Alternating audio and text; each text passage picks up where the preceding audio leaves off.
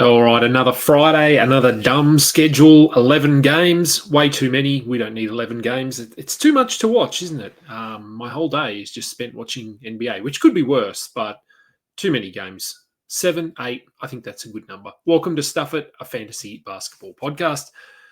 We are here to do the Friday wrap-up, as always, brought to you by FanDuel. And part of the Old Man Squad, go and subscribe to the YouTube channel and find this episode, all my episodes, and all of the Old Man Squad episodes on the audio platforms as well. Please go and download. Give this one a thumbs up. Give all the episodes a thumbs up. We really appreciate it. 11 games. We're just going to get into it. The 10th and 11th games are not completed yet, but I am trying to get this finished before Dan Besbris goes to bed, because he does the graphics. I'm not the graphic guy. So if I can get it done before he goes to bed, it is 9 p.m. currently on Friday night in the US, on the West Coast. Hoping I can catch him. Let's see how we go. All right, let's bring up the box scores for tonight. And we'll start with this one because it won't take long to talk about it all. The Cleveland Cavaliers beat the Washington Wizards 148-114. No real surprise. What I tweeted something about this. Washington, they look disgusting.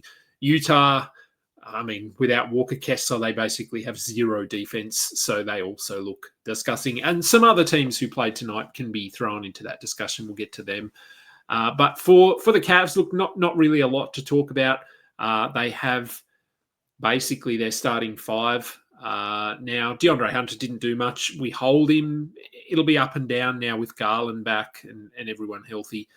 And then we had some numbers off the bench. So Jalen Tyson, Tyrese Proctor, some good numbers. Sam Merrill, but they're all playing a few additional minutes here because it was a blowout. So I'm not really running to add anyone here. Other than Sam Merrill, if you need some threes, he seems to be a fairly consistent piece of the rotation, as does Tyson. They would be the two that I would, consider, let's say.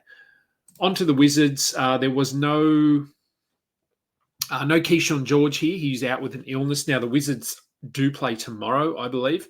So keep an eye on the injury report there. Chris Middleton returned and did absolutely nothing. Don't roster Chris Middleton, please. 4 points in 22 minutes. I think we can. If I had washed music like Josh Lloyd has, I'd play it here, but I don't. So I will just tell you that Chris Middleton is washed and we don't need to roster him. CJ McCollum, a better game for him, 25 points. We hold him. He's starting. He's doing enough some nights. But, yeah, we're going to get to a point where he's either a drop or he's traded. Bub Carrington, no thank you. Alex Sarr, his real good season continues. And Trey Johnson moved into the starting lineup with no Keyshawn George and put up numbers. And this is what we would expect to see from him later in the season. For now, he is just a streamer. Corey Kispert had 16 points with 2 threes. Look, when anyone's out, he gets a bit of a bump, but I'm not really that interested in him as anything other than a streamer. All right, on to the next one. The Boston Celtics and the Orlando Magic. Magic get the win in this one. Boston kept it relatively close, to their credit. You can see, I've got the numbers up here on the screen. Derek White, look, his shooting woes continue. Not terrible, and it's more from three. He just can't find his range. He will at some point, so be ready. But 16 points, 10 assists, 3 steals, 1 block is still really good. It's purely his percentages that make him a little bit of a buy low. Pritchard has turned things around after a serviceable start, 27 points for him. Brown's been fine. Josh Minot had 12 and 8 with a steal. 25 minutes. We just hold him. It'll be up, it'll be down, but he's worth holding, as is Nemesh Cater. Only 5 points, but he had 8 rebounds, 2 blocks and a steal and played 30 minutes. I think that's the biggest takeaway here, is that starting role is his. Luka Garza has been terrible, so he's not coming for his minutes anytime soon. He did have 3 blocks. That's Luka Garza, but only 13 minutes for him. Simons, 11 points in his 18 minutes. Pretty underwhelming season for Anthony Simons. Look, I think I'd hold him. but it's not very exciting, is it? So I think a trade maybe would help him, or some injuries. And Sam Hauser, no reason to be holding him either. For the Magic, let's start with Desmond Bain. 22 points, 7 assists, 2 blocks, 1 steal, 6 rebounds, 2 threes. Easily his best game of the season. Potentially, I think the first game of the year was pretty good. But, yeah, look, if you managed to buy low, well done. We knew he would be better. Will he be this good? Maybe not, but definitely, yeah. He'll settle into that top 50 to 60 range, I think. Jalen Suggs had 14 and 5. He's fine. The minutes are still being managed a bit here, so that's just part and parcel of having Jalen Suggs on your roster. Wagner was good in this one. Banchero, only 10 shot attempts for him, just a little bit passive, but the other numbers are good. Wendell Carter continues his strong start to the season, 18 points, 5 rebounds, 2 steals. He's worth rostering.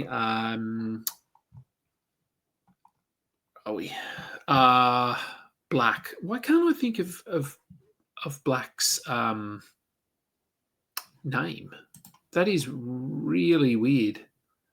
I'm going to have to bring it up now because it's going to annoy me. Anthony Black. Why could I not think of that? Anthony Black, 13 points, 4 steals, 1 block. Just hold him. I feel like it's going to drop off at some point, but for now, he's worth rostering. That's really it. De Silva, if you need some points, he's had moments throughout the season, but the role isn't really consistent enough for him to be a must-roster player. Houston and San Antonio. Now, this was a very good game. Wouldn't be surprised if these two teams are right at the pointy end of the season. When we get to April, May, June, maybe not June, but April, May. Let's start with the Rockets. So they lose this one. We will, what was the score? I know they lost. 121-110. It was a little bit closer than that. Spurs got some baskets late. And remember, these are all NBA Cup games. So the teams, as I wish they do in every game, they actually play it out and they look to score right till the end because point differential matters. Let's start with the Rockets. Jabari Smith was quiet. We know Jabari Smith. We know that he has these kinds of performances in him, but I'm still holding him. Şengün was fine. Durant was fine. Okogie is okay as a streamer because he is starting.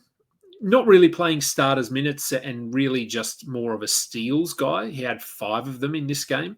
So you have him for steals. If he gets you some threes and points, that's a bonus. Amen Thompson was a little bit quiet in this one. 14 and 7, 3 assists and a steal. 1 steal and 1 block is still more than adequate. Interestingly, here off the bench, we can see Reed Shepherd, 26 minutes, 16 points, 6 assists, 1 steal, 4 threes. I'm intrigued. I'm not convinced, definitely not convinced that this is going to mean anything other than, hey, he was shooting the ball well, we left him on. I would need to see this more than once to consider him a must-roster player again. Tari Eason had 11 points with 2 steals, continues to shoot the ball really well. The steals are nice. He hasn't been sort of getting the defensive stats that we wanted him to. So this is fine. The rebound's a bit down, but we roster him. And Steven Adams, he returned, came off the bench, had 8 rebounds. He's just a rebound streamer.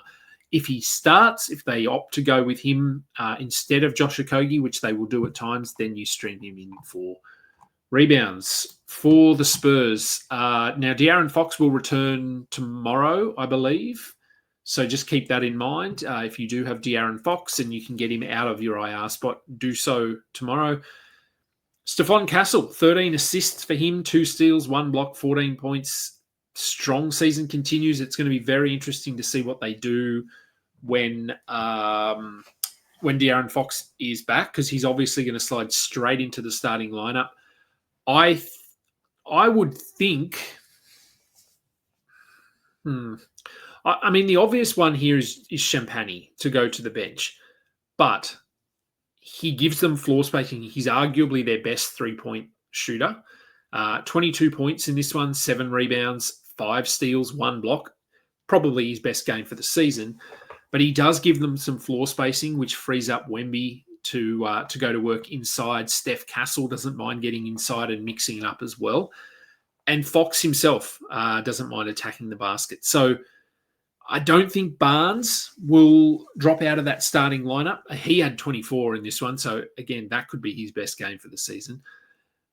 So, I don't know. I'm interested to see whether they do go with Champagny to the bench.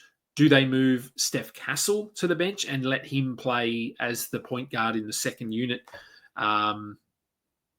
They could very well do that, leave Devin Vassell at the shooting guard. So there's some options here.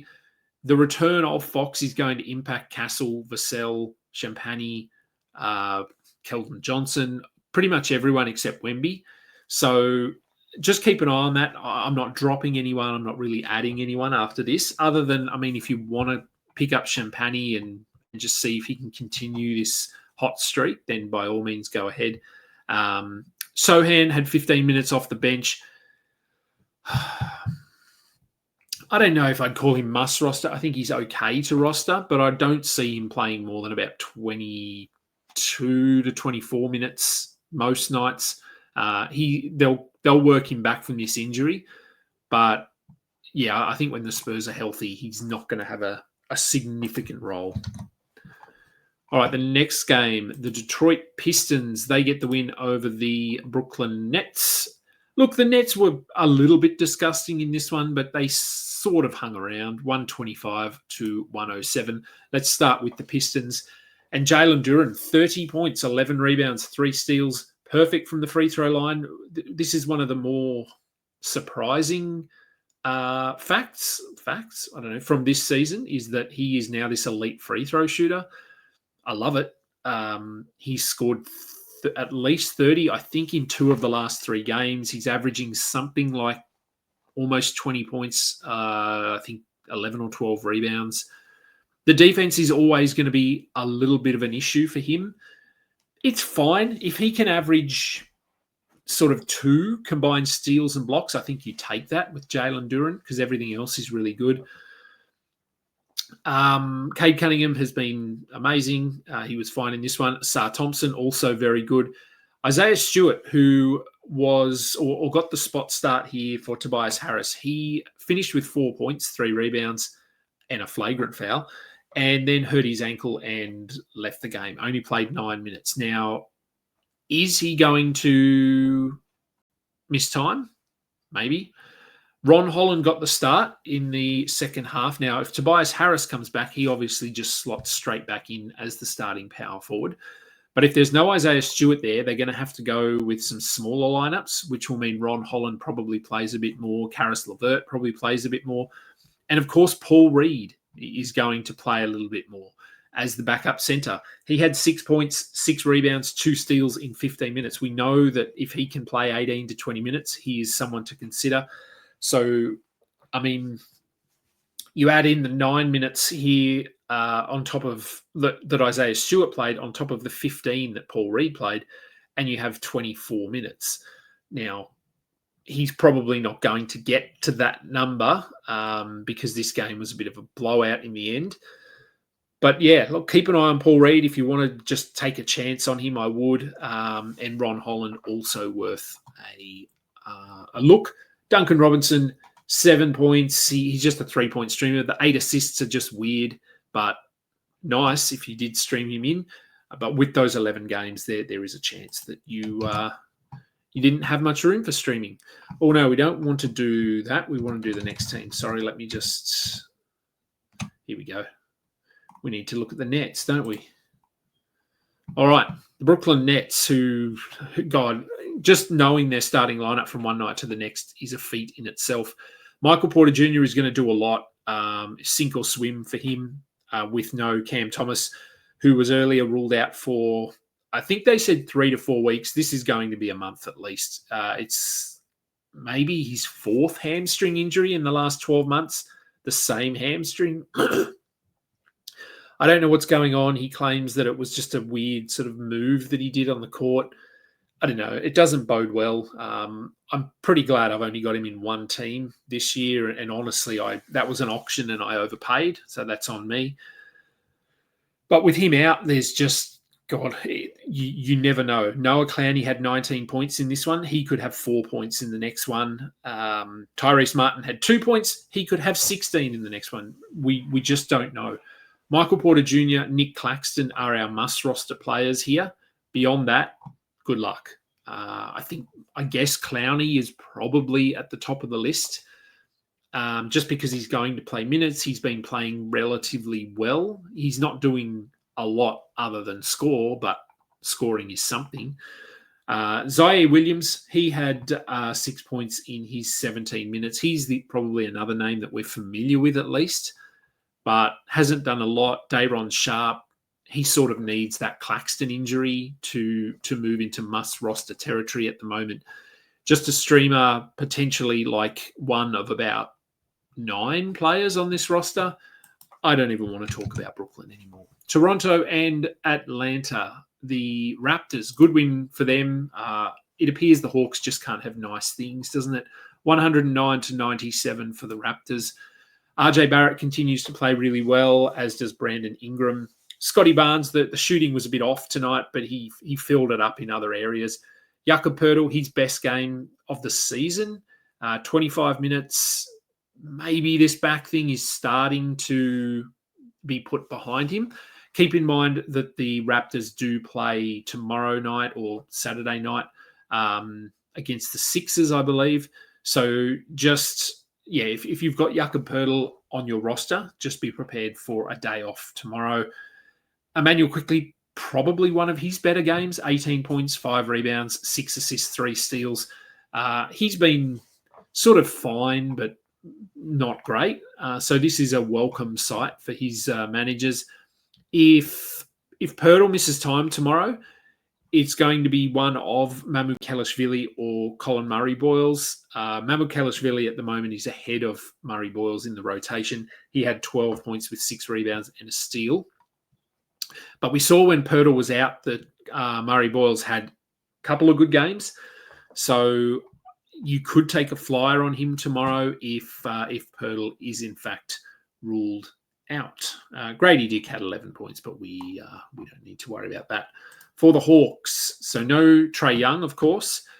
Nickeil Alexander-Walker continues to play really well. Jalen Johnson also playing very well, other than the turnovers, and this is not a surprise given there is no Trae Young. So Jalen Johnson is sort of acting as a makeshift point guard along with Dyson Daniels and Nickeil Alexander-Walker. So 6 turnovers for Jalen Johnson. So I think he's got 13 maybe in the last 3 games, something like that. So just be aware that those turnover numbers are going to be elevated over the next month. Now, he also appeared to hurt his knee in this game. I didn't get a good look at the replay. He was noticeably hobbled. He finished the game. I think from his reaction, it was probably knee on knee. So it's more of an impact injury than a non-contact kind of injury, which is good. But just keep an eye on the injury report to see if he pops up with a knee injury. Porzingis was fine in this one. Ricochet, good numbers, 16 points for him. I'm still out on Ricochet as a prospect, I suppose, but the numbers are fine here. He had 2 steals and a block to go with his 16 points. Dyson Daniels just couldn't hit the side of a barn, 2 of 10 from the field for 7 points, but 8 rebounds, 8 assists, 2 steals and a block. If you got him in a punt points build, this is perfect. Other than the field goal percentage, which is not ideal, but prior to this, he had scored, I think it was 18 points in 3 straight games. So we can forgive him for this one. Onyeka Okongwu had 7 and 11 off the bench. Look, he's been fine, hasn't he? And then beyond that, we're not really looking at anyone here. Luke Kennard was out, which meant Keaton Wallace played a little bit more, 3 assists, 2 steals. If Kennard was going to miss time, you'd probably give Wallace a look in deeper leagues or as a streamer because they don't really have another backup point guard. So something to monitor there if Kennard does miss time. All right. Speaking of disgusting, well, I wasn't speaking of disgusting, but this team is disgusting. The Dallas Mavericks, they lose to the Grizzlies. Now, they were down by about 35 at one point. They lose by 14. So is that Dallas coming back? Is that Memphis just switching off? It's probably a combination of both. 118-104 was the final score for the Mavericks. You can see their minutes are all over the place. D'Angelo Russell started 5 assists, 9 points, played 16 minutes, and then just didn't play again. He's not a good player. Like, we know that. He's on, off, splits, everything. He's not contributing to winning basketball. He's just their only point guard, really, that they have. Although I thought Brandon Williams looked pretty good in this one, and I wouldn't be surprised to see them move Brandon Williams into the starting lineup at some point over D'Angelo Russell. Max Christie, he continues his, what do we want to say about his start of the season? Above average. It's been okay. 18 points for him with 4 threes. He's worth rostering just because they have no one else to score.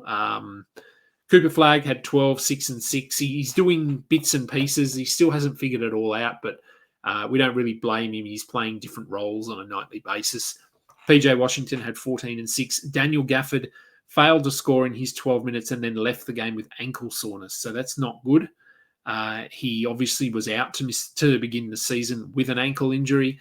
So the fact that this is still bothering him is maybe not surprising. Daniel Gafford always seems to have a sore ankle, but they don't have another center. So what do they do? If Gafford is out, Lively is still out. Anthony Davis is close.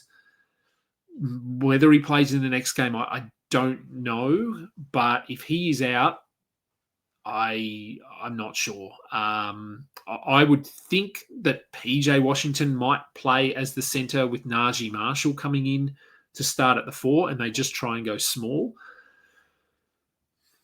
I mean, I don't know. Klay Thompson, I don't think he's going to come back into the starting lineup. He, by the way, was 0 of 6 from the field for 0 points in his 17 minutes, speaking of washed and the Chris Middleton discussion.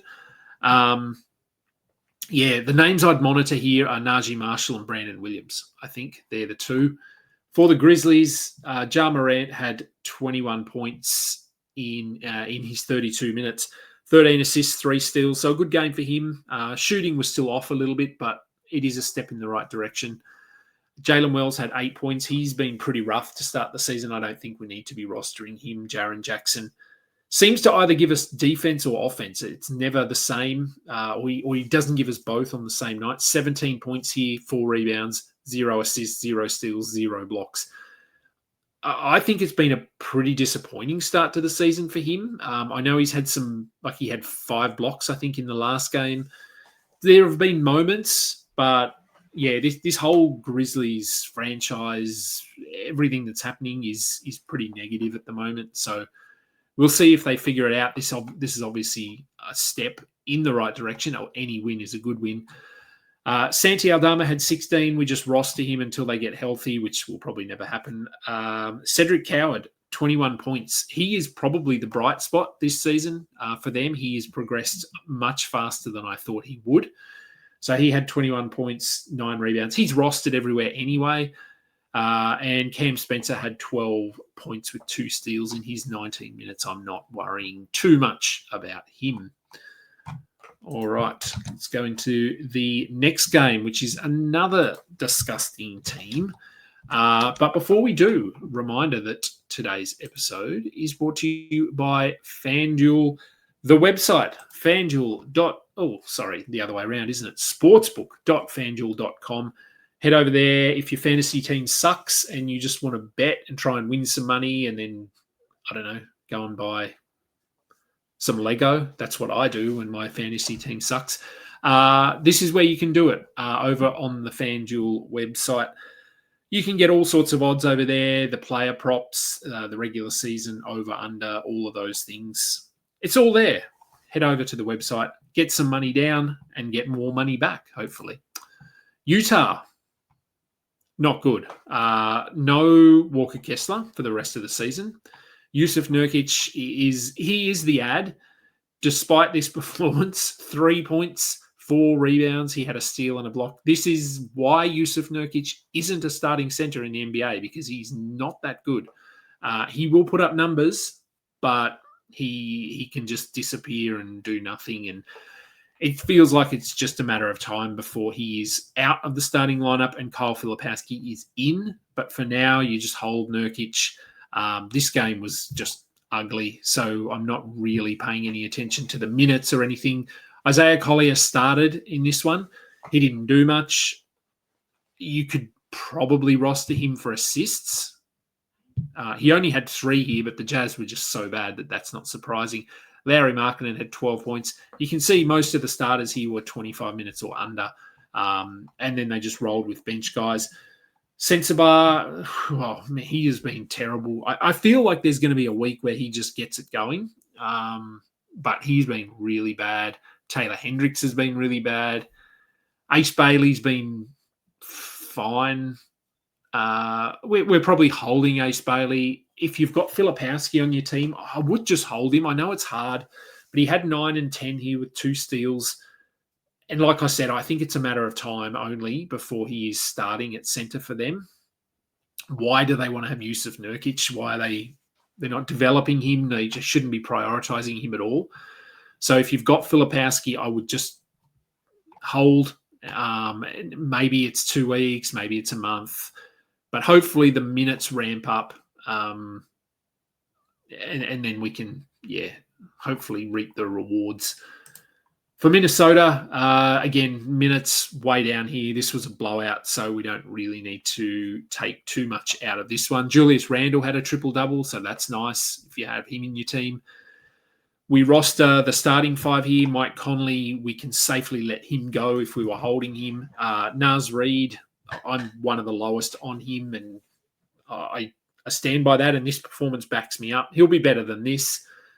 He's probably a hold, but I haven't really seen him on any waiver wires, but I have a feeling that he may pop onto a few in the coming weeks. And then you can see here, Joe Ingles played 9 minutes, so that's how much of a blowout this one was. 3 assists for Joe Ingles, so very good. Good job, Joe. Okay. All right, the Bulls and the Bucks. The Bucks get the win over the Bulls, 126-110. Bulls started this one really well, and the Bucks just came home strongly. The numbers, well, Isaac Okoro, he had that one game where he had, I don't remember how many points, but it was a good game for Isaac Okoro. Hopefully no one picked him up after that performance. The other numbers here were okay. Buzelis, 20 points, 8 rebounds, 2 steals, 1 block. Vooch had 16 and 6 with a steal. We know the story with Vooch. He is who he is. Giddey had 16 points with 14 assists. His strong season continues. And Trey Jones had 4 assists, 1 steal to go with his 17 points. So we're still rostering him. Kobe White will come back, but by all accounts, he's still a couple of weeks away. So we just roll with Trey Jones. Kevin Huerter had 13 off the bench. He is fine as a streamer. Ayo Dosunmu returned after a 2 or 3 game absence. 7 points, 2 steals in 20 minutes. We know the story with Ayo Dosunmu. He needs 30 minutes to have value. I think he'll push up. I think this was first game back. If he might push up to 26 to 28. So if you were holding him, I would hold him for another game or two. And not much else there on the bench. For the Bucks, Giannis was fantastic again. 41 points, 15 rebounds, 9 assists, 2 steals, 2 blocks. He hit a 3 and he was 8 of 11 from the line. So really good night for him. This tells you a lot about Vooch, doesn't it? Who was guarding him and Buzelis and these guys. Okoro was on him for a while and then picked up early fouls and they had to go in a different direction. Ryan Rollins had another very good performance, 20 points for him, 6 rebounds, 4 assists, 3 steals, 1 block, 4 threes. His phenomenal start just continues and we hold him until Kevin Porter comes back and then we reevaluate. AJ Green, Gary Trent, they're your 3-point streamers or 3-point soft holds. Neither of them were good in this one. One of them will probably pop off in the next game. And Miles Turner, finally, we get a good game from Miles Turner on both ends of the court. 23 points, 8 rebounds, 4 steals and a block. He hit 5 threes. So good to see. Good to see. We needed this. If you were a Miles Turner enthusiast, this is what we've been looking for. Kuzma had 11 off the bench. Cole Anthony had 11 off the bench. I'm not really chasing those guys. Kuzma has been okay. Certainly been better than Bobby Portis. So I guess if you are just looking for some points off that Bucks bench, you could lean into Kuzma a little bit there. Followed probably by Cole Anthony and then Bobby Portis. All right, we're getting there. Charlotte and Miami, the Heat, they do get the win in this one. So many games. 126 to 108. They got out huge early. They were up by about 30. The Hornets went on some weird sort of 20-0 run. It was pretty even at halftime. And then the Heat pulled away and they managed to obviously win quite comfortably in the end. Let's start with the Hornets. LaMelo Ball was out again with his ankle, or we don't even know what it is because he didn't injure his ankle. That's the worrying thing here. As far as I know, he didn't roll his ankle. This is not a specific injury, an acute injury that happened. It is just simply that his ankles are stuffed, and they're having to manage him already. And we are 3 weeks into the season and he's missed 3 games now. So it's worrying, very worrying for LaMelo Ball. Thankfully, I only have him in one team this season. But with him out, we have to roster Trey Mann. He had 20 points with 9 rebounds, 7 assists. So just go and pick him up. LaMelo was doubtful and then downgraded to out. So maybe we do get him back on the court at some point in the next week. Sean James had 10 points. I'm not really that interested in him. I guess if it's a case of sort of quantity over quality and you're just looking for bodies, then fine.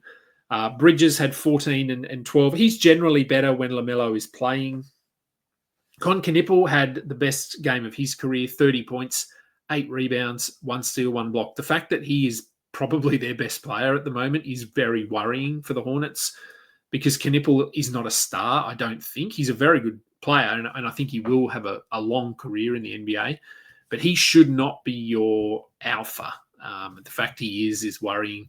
Kalkbrenner had 10 points, 5 rebounds, and 4 blocks, so he continues to play really well as the starter. Diabate, they basically just shared the center minutes here. He had 10 and 11 with 3 blocks. He's worth holding, I think, as well. He's playing sort of 20, 22, 24. It's up and down a bit, but he's doing enough in those minutes. And we know he's a very good offensive rebounder. You can see there he had 7 of those. Beyond that, I mean, some of these guys are going to have value at some point, but we're not there yet. For the Miami Heat, now Norm Powell, 25 points, no steals. I always like when we get a steal from Norm. We didn't in this one. He injured his ankle, was able to come back and play through it and finish the game, hence the lower minutes. Keep an eye on the injury report. Ankles, they do tend to flare up overnight, so I wouldn't be surprised if he misses some time here, but fingers crossed he doesn't because he's just come back from an injury, and I was concerned that this was a re-aggravation of the groin injury, but apparently not. It was an ankle, so that's good, but keep an eye on the injury report. Wiggins had 22 points, 4 rebounds, 4 assists, a steal, and a block. Good game for him.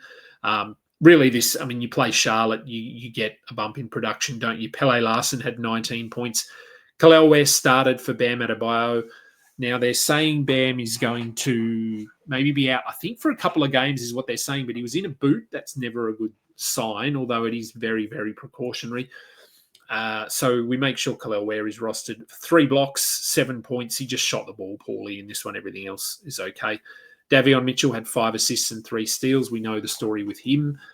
Jaime Jaquez, 18 points, 8 rebounds, 9 assists, 2 blocks, continues to just play really well off the bench.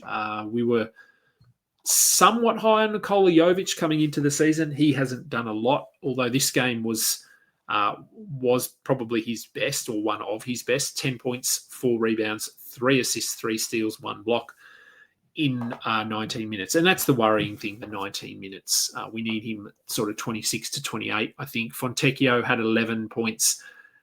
With only 1 3, you stream him in for threes. And Drew Smith, you stream in for steals, of which he had 1. All right, so these, while I just fiddle around here, because I know these last 2 games are finished, and there were no huge comebacks, which is a good thing. So let me just set this up. And the Golden State game. There we go. So I watched the first 3 quarters of these games. All right, let's start with this one. OKC and, Sacramento. Are they disgusting? Maybe. 132 to 101. Easy win for the Thunder. And you'll see a number jump off the page there that we wouldn't usually see when we're looking at a box score for the Oklahoma City Thunder, and that is Isaiah Hartenstein scoring 33 points. So that tells you a lot about how bad Sacramento were in this one. Now, they were without Sabonis, so Drew Eubanks was the center. 3 blocks and a steal for Isaiah Hartenstein as well. So best game of his career, probably. Obviously not going to repeat this probably again all season, but he has looked solid to start the season. So this is a very, very nice performance. Chet Holmgren had 10 and 7 with a block. He's been in and out with injuries. His back is playing up. Obviously, the Thunder have no reason to push him at all. So I would expect missed games moving forward. Cason Wallace had 15 points, only 1 steal for him.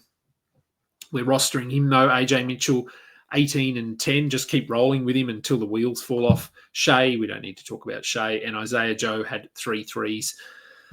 He is one of the best 3-point streamers going around.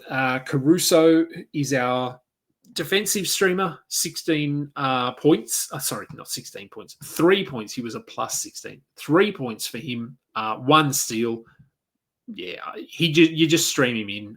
But honestly, with all the injuries and rest that sort of come with him, I wouldn't bother. All right, let's have a look at whatever Sacramento put up in this one. Fix up my screen. There we go. Dennis Schroeder. Remember how good he was in Eurobasket? 2 points, 0 of 10 from the field, 8 assists. We roster him because he's starting and he gets assists. But beyond that, as soon as I find a reason to drop him, I will. Zach LaVine had 9 points on 3 of 5 shooting. So Zach LaVine taking 5 shots when Drew Eubanks takes 11.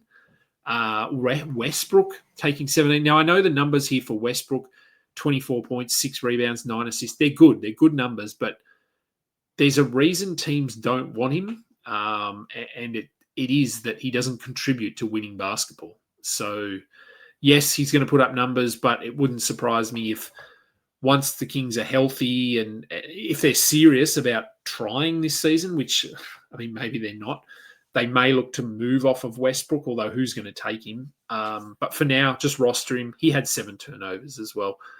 And Eubanks, 16 points. So if you streamed him in, you got some points, you got nothing else you got 2 blocks, but 1 rebound for a guy that's the biggest on your team. That's a bit worrying, isn't it? Malik Monk had 15 points. You can stream him in. Stream him in. He's probably rosterable. Precious Achiuwa paid some backup minutes. We're not rostering him. And Renault had 10 rebounds. Also playing some backup center minutes. I'm not rostering him either. It's just a pretty depressing team all around. Oh, what happened there? Warriors and Nuggets. Comfortable win for the Nuggets. Unsurprising, not surprising. And whatever the right one is there. The Warriors were without Steph Curry. Draymond Green, 5 threes. He might not hit 5 threes in the next month. So that's a bit of a bonus there if you have him on your team. Jonathan Kuminga, he stunk it up. 6 points, 7 rebounds. He's a hold, but yeah, this is why I don't have him anywhere. Moses Moody, who had, did he have like 28 points and 20 points or something in consecutive games? 2 points for Moses Moody, 1 of 9 shooting. Pajemski had 7 points on 3 of 10. Jimmy Butler, not the best night for him. Now, he came into the game questionable and played probably just because they needed someone out there. 16 points for him, 3 assists, 3 rebounds, 1 steal. So it wasn't a bad night, but certainly not his best. And then you've got Quinton Post getting 14 off the bench. Will Richard, 12 points. He's interesting, but usually he's not going to play enough once Steph Curry is back. Buddy Hield had 8 points. So it's just a whole lot of nothing on this Warriors bench. For the Nuggets, same old story usually for them, isn't it? Jokic, very good. He didn't get a triple-double. Maybe that's the takeaway here. Aaron Gordon had 18 points. He's been really good to start the season. Christian Brown has rounded into some form lately, 12 points, 7 rebounds, 4 assists, and a steal. This is about what we should expect from him. Jamal Murray had 23 points. They didn't really need to play their guys down the stretch here, so hence the minutes are all down in the mid to high 30s for a lot of them. Peyton Watson had 10 points, 3 rebounds, 2 steals, a block.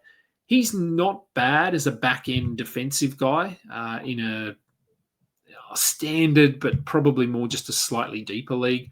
And then beyond those guys, I mean, Valanciunas had 16 points, but that was really just because they were against the Warriors, and the Warriors don't have a center.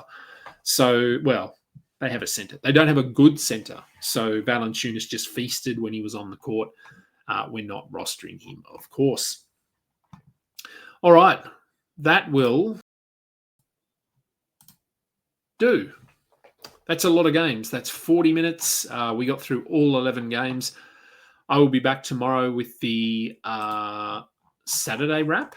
How many games have we got tomorrow? Not 11. 1, 2, 3, 4, 5, 6, 7, 8. Good number. A good number of games. I like 6 to 8 games. That seems to be a sweet spot. A reminder to please subscribe to the Old Man Squad YouTube channel. Follow me at AdamKing91. Follow all of the Old Man Squad contributors. We've got some nice things happening in the background, which you probably won't find out about until later in the season. But looking forward to the future for Old Man Squad. We are brought to you by FanDuel, of course. Thank you, everyone, for listening. I'm Adam King. This has been Stuff It, a fantasy basketball podcast. We are done.